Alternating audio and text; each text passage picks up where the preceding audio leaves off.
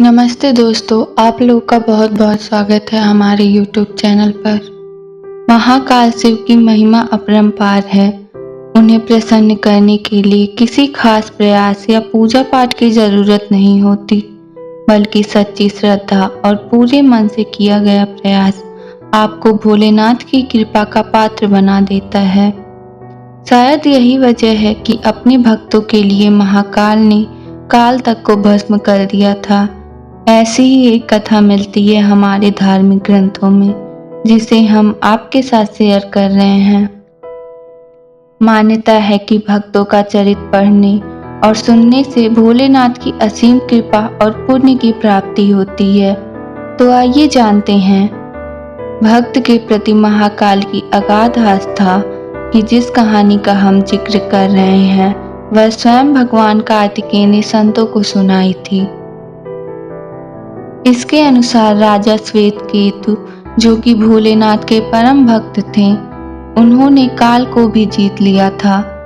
राजा श्वेतकेतु सदाचारी, सत्यवादी, धर्म के मार्ग पर चलने वाले शूरवीर और प्रजापालक थे।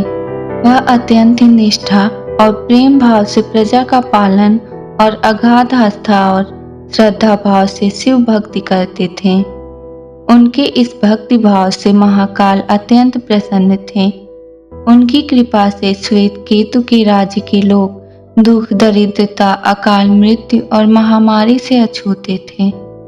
एक दिन जब राजा श्वेतकेतु का जीवन काल समाप्त होने को था और भोलेनाथ की आराधना में लीन थे, तब चित्रगुप्त ने यमराज से कहा कि राजा श्वेतकेतु की आयु पूरी हो चुकी है, अब उनके प्राण हरने का समय है।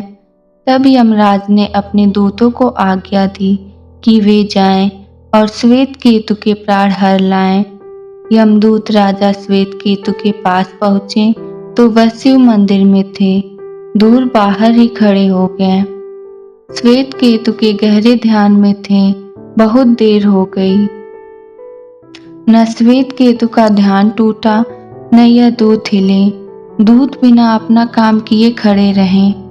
जब वे वापस नहीं पहुंचे तो यमराज ने विलंब होते देखा तो काल दंड संभाला और खुद चल पड़े। दूतों के आने में देरी होने के चलते यमराज स्वयं ही राजा श्वेतकेतु के प्राण हरने पहुंचे, लेकिन वहां उन्होंने देखा कि वह तो महादेव की साधना में लीन है। अब वो सोच में पड़ गए कि इनके प्राण कैसे हरें। उन्होंने सोचा कि यह अभी पूरी तरह शिव की पूजा में डूबा है। इस स्थिति में शिव पूजा का उल्लंघन नहीं किया जा सकता। तब वह भी बाहर खड़े हो गए। उधर जैसे ही काल को इसकी सूचना मिली तो उन्होंने तलवार निकाली और शिव मंदिर में जा घुसे। काल ने देखा कि राजा श्वेतकेतु अभी भी भगवान शिव के लिंग स्वरूप के सामने बैठे मग्न हैं। वह झपट कर आगे बढ़ा और जैसे ही उसने राजा श्वेतकेतु का सिर काटने के लिए तलवार उठाया, शिव ने अपना तीसरा नेत्र खोलकर काल की ओर देखा।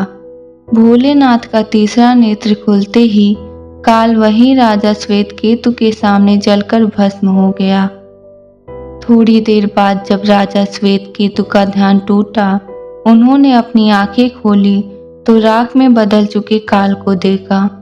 उन्हें चिंता हुई कि यह कौन है और क्या है। श्वेतकेतु ने भगवान शिव से पूछा, हे भोलेनाथ, ये किसकी राख है? इसे किसने और क्यों जलाया?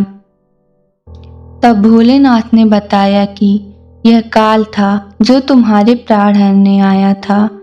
राजा श्वेतकेतु ने कहा कि हे महाकाल, यह तो आपकी ही आज्ञा से तीनों लोक में विचरता है, लोक को नियंत्रण में रखता है। इसी के भय से तो लोग पुण्य कार्य करते हैं।